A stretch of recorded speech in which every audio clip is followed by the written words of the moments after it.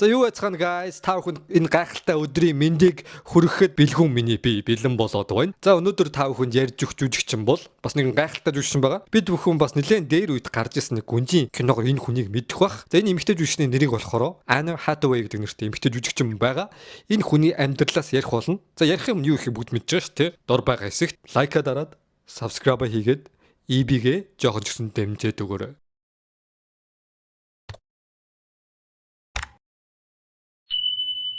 За шууд кино гинэ. Энэ жүжигчнийхэн амьдрал руу орцгоо хэдүүлээ. За Anne Hathaway-ийн хувьд гэх юм бол 17 наснд анх өөрийнхөө анхны кинонд тоглосон байгаа. Энэ киноны нэр болохоор Get Real гэдэг нэрт телевизийн нэг драм байсан байгаа. За энэ драм тоглосон ч энэ драмын хувьд гэх юм бол тухайн үед одоо юу гэдэг нэлээд муу үнэлгээ авсан. Кино шүмжлэгчдээс. Тэгээ үзэгчдээс нэлээд муу үнэлгээ аваад нэлээд одоо муулуулсан киногаа.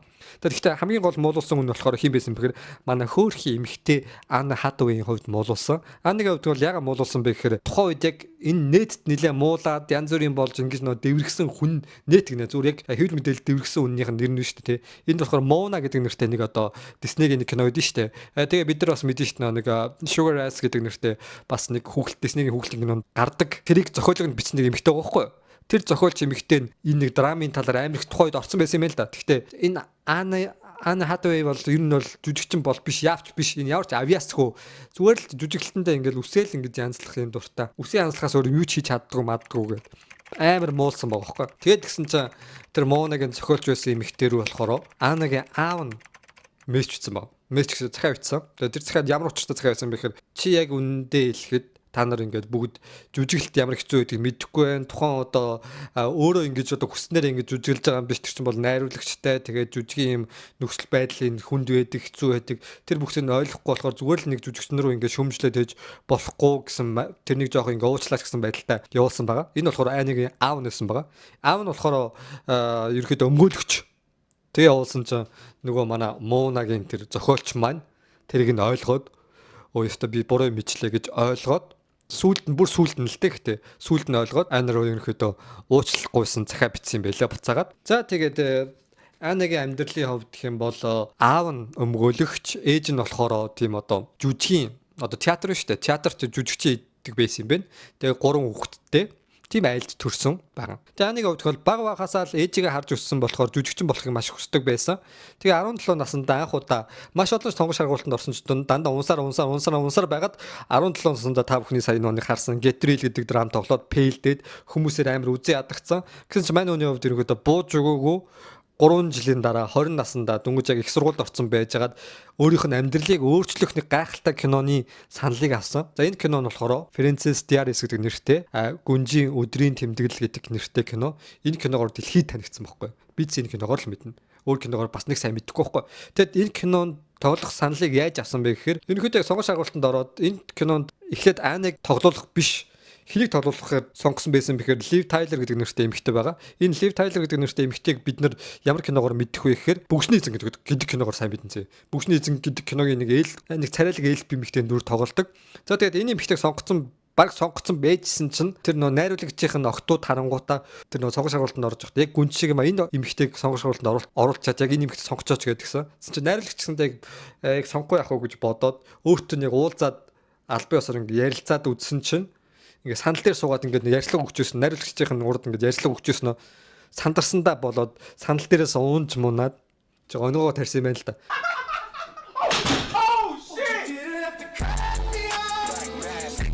Тэгээд юу гэж бодсон бэхээр энэ киноны тэр гүнжийнх нь ховдч гэсэндээ жоохон тийм пээлддэг байдалтай байдаг те жоохон тийм хөвгчлөлтөө дүрийг гаргах гэж өөрөө нөгөө угийн нэг жоохон тийм пээлдсэн нөхөр байсан байхгүй эмэгтэй.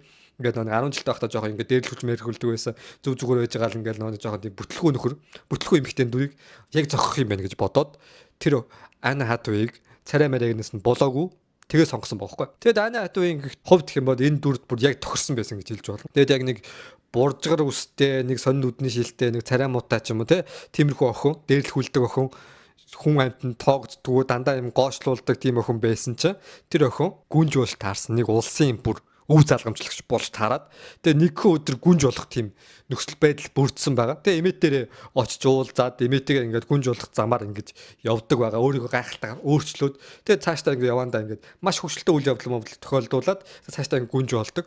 Тэгээ тэр хугацаанд маш олон удаа пээлддэг. Тэгээ бас нэг сонирхолтой хэсэг энэ яг одоо юу гэдгийг кино зохиолд найруулганд ч байгаагүй хэсэг байгаа. Энэ ямар хэсэг байсан бэхээр санал дээр ингээд шүхүртэйгээ найстайгаа ингээд жоо алхаж игаад санал дээрээс ингээд бүдрээд унцдаг байхгүй. Тэгээ энэ болохоор албаар ингэж унаагүй.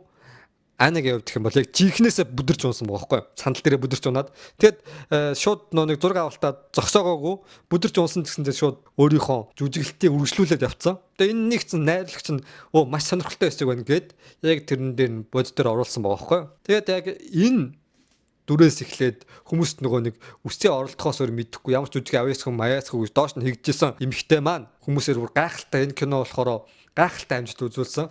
Тэгээ найруулагчаа ууч гэсэндээ тэр үед дөнгөж шинэхэн жүжигч Анад нэлээд туссан байхгүй. Тэгээ юу гэж хэлсэн бэ гэхээр Анагийн хувьд би Ана энэ кино надаас болоод пээлдээд одоо тий нэлээд унчих үедээ гэж жоохон санаа зовлттой байсан юм байна л да. Тэгсэн чинь найруулагч нь ингээд цугу уулзангуудаа юу гэж хэлсэн бэ гэхээр бидний хувьд гэх юм бол энэ киног одоо ингэ хийж байгаа ч гэсэндээ хийсний дараа амжилтанд хүрэх үгүйг бол мэдэхгүй. Угаасаа ирээдүйд юу болохыг бид хэлж мэдэхгүй. Тийм учраас чи яг одоо байгаа нөхцөл байдалтай илүү их анхаарад тэгээ одоо яг сайхан дурсамж бүтээгээд хөгжилтгөл болно. Тэгэх юм бол энэ кино ч амжилтанд хүрэх үгүйг мэдэхгүй ч одоо л бүгдээрээ ингээд хамгийн сайнаар хичээцгээе гэж хэлсэн юм байна. Тэгээ тэр нь болохоор маш их тусламж одоод Анаг гэсэнтэй маш сайн жүжиглэхэд тусалсан юм байна. За тэгээ энэ киногоор олон танигдсан ч бүр илүү олон танигдсан кино юм байна. Би энэ кино хальт харж ирсэн үзэж байгаагүй хөхтэй. За энэ киноны хувьд гэх юм бол 2006 онд гарсан Devil's Wears Prada гэдэг нэртэй киногоо. Энд болохоор Meryl Streep гэдэг нэртэй бас нэлээд одоо миний бас нэг харж байсан Mamma Mia гэдэг киногоо мэднэ. Нэлээд алдартай бас хөгшин эмэгтэй жүжигчтэй хамт тоглосон.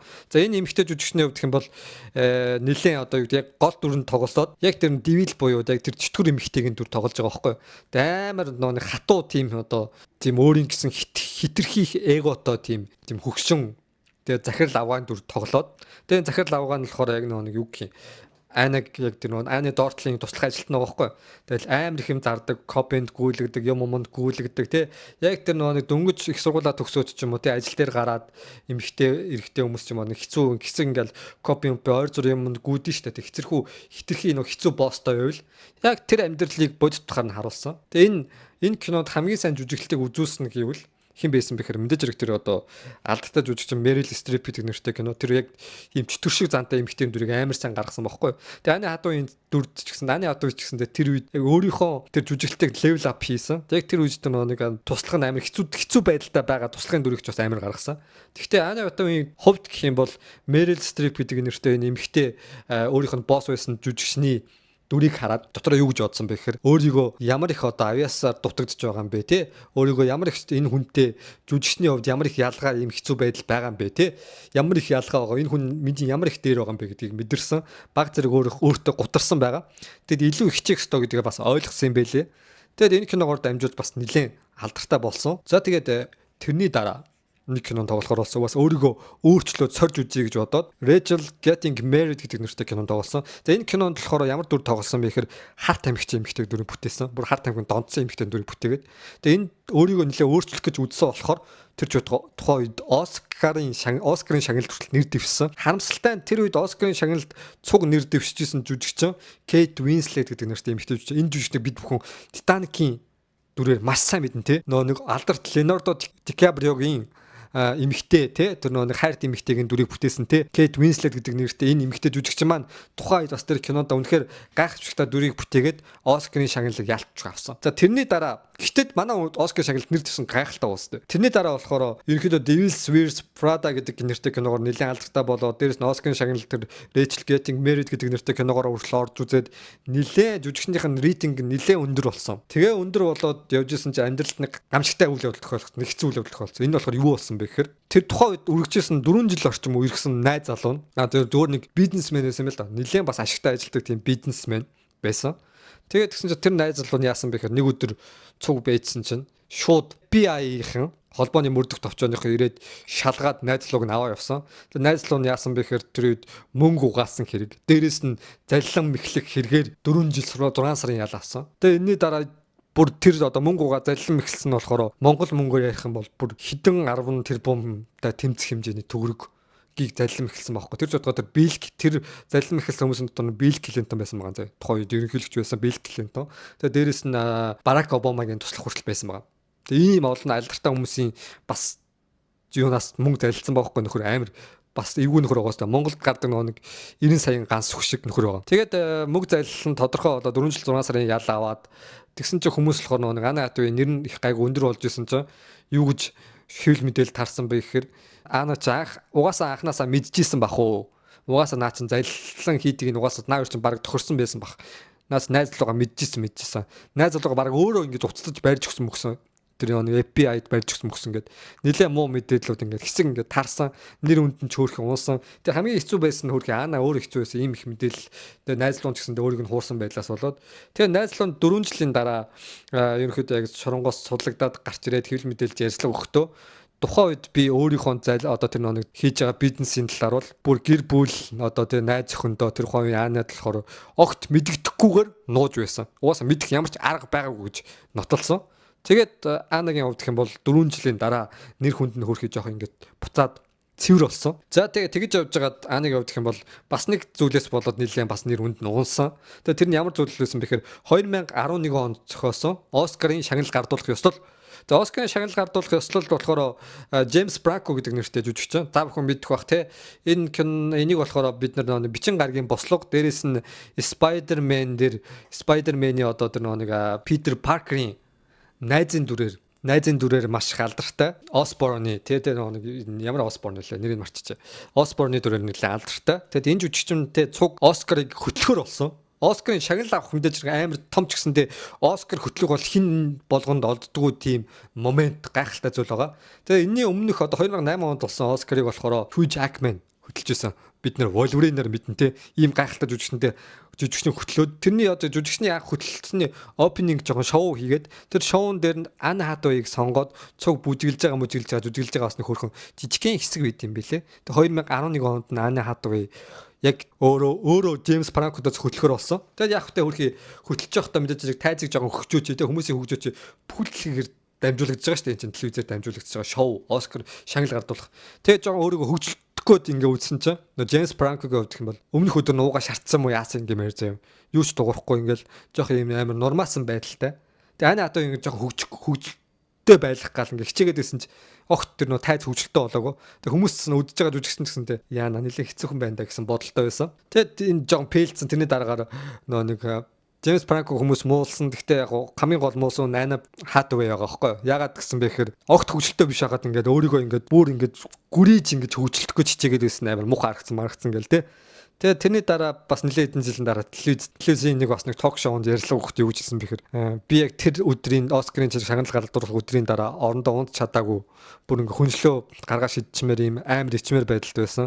Тэгээ тэрийг маш олон удаа бодсон. Тэр одоо шүнийг бас унд чадаагүй талаар ярьсан. Тэгээ тэр амьдралд тохиолдсон баг хамгийн ичмээр нь тэр Джеймс Франкотэй байсан тэр Оскарын шагнал гардуулахаас л. Тэгээ энэний ачаар ерөнхийдөө бас ментал хилт те өөрийнхөө сэтгэл зүйн эрүүл мэнд нь бас нэлээд илүү сайжирсан гэж бас ярдсан байлээ. За тэрний дараа болохоор 2013 онд Les Miserables гэдэг нэртэй бас тухайд Hugh Jackman нэр тоглосон нэгэн мюзикл киноога. Энэ гол дүрийн тоглосон энэ эмэгтэйгийн дүрийг бүтээгээд энэ эмэгтэй нь болохоор бүр Ана Хатвей энэ дүрийг бүтээхийн тулд угаасаа турхаа байсан гэсэндээ бүр 10 кг хассан гэж байгаа байхгүй.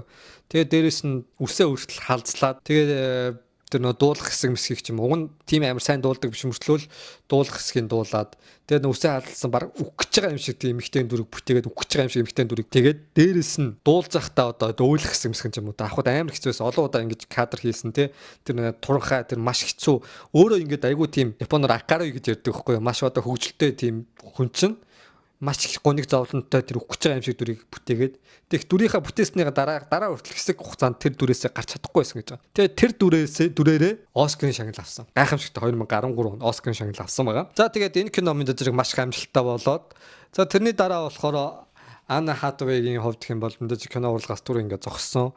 Тэгээд мэдээж нөхөртөө болоод бас хоёр хөөрхөн хүүхэдтэй бас болсон.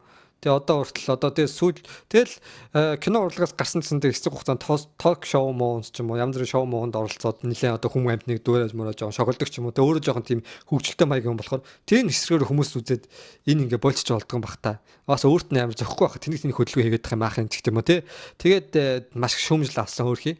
Тэгээд нэлээд олон жилийн дараа Ана Хатуэйг хүлээн зөвшөөрөөд ер нь бид нар ягаад энэ хөөрх ийм хөөрхөн бүсгүйг ягаад ингэж шүмжлээд байдаг байсан болоо гэж хүртэл хүмүүс өөрсдөө ингэж өөртөө хүлээж авсан юм байлээ. Тэгээ одоо бол Ани Хатуйын оролцсон шоу нэвтрүүлэгт бол дор нь бол баг нэгч сөрөг комент байхгүй. Эсвэргээрээ магтсан комментод сөрөг коммент ирэх юм бол баг та нар ягаад ингэж байгаа юм гэж баг үзэн хэрэлддэг юм байлээ. Үнээр гайхалтай. Тэгээ энэ эмэгтэйгийн талаар бас ярьлаа, бас сонирхолтой байлаа. Гэхдээ бүр илүү гайхалтай хүний талаар таагунд ярих болно. Тэгээ энэ эмэгтэйг бол би яг тэр гүнжийн киноноос өөр киногоор мэдэхгүй юм байна. Бас судалж байхдаа ийм бас олон кинонд тоглолцсон юм байна гэж мэдлээ. Тэгээ миний энэ киног энэ эмэгтэйг мэдсэн өөр нэг кино юм. Тэр кино болохоор Batman Dark Knight Rises гэдэг нэртэй кино. За энэ кинон дэр болохоор Catwoman буюу муур эмэгтэй дүр бүтээдэг. Тэр амар царайлаг эмэгтэй муур байдаг. Тэрнийгээр би яг мэдх юм байна бас. Энэ кинон дээр бас яаж тоглосныг бол сайн мэдэхгүй байна. Гэхдээ та бүхэн бас энэ киногоор хүмүүс мэдж байгаа бах тий. За өөр миний мэдэхгүй кинонууд хэлээгүй дурдаагүй ерөнхий зүйлийг ярьсан болохоор өөр зүйлийг бол дурдаагүй өнгөрслөө шүү дээ. Тэгэхээр та бүхэнд өөр хэлээгүй миний дурдаагүй зүйл байвал доор комент зэгт муулаад чамайг үлдэж болно шүү дээ. Ив нугасаа дархлаатай. За тэгээд бичлэг таалагдсан бол юу гайх мэдж байгаа шүү дээ. Лайк дараад subscribe хийгээд өгөөрэй. Дараагийн бичлэгээр уулзлаа. Түр баярлалаа.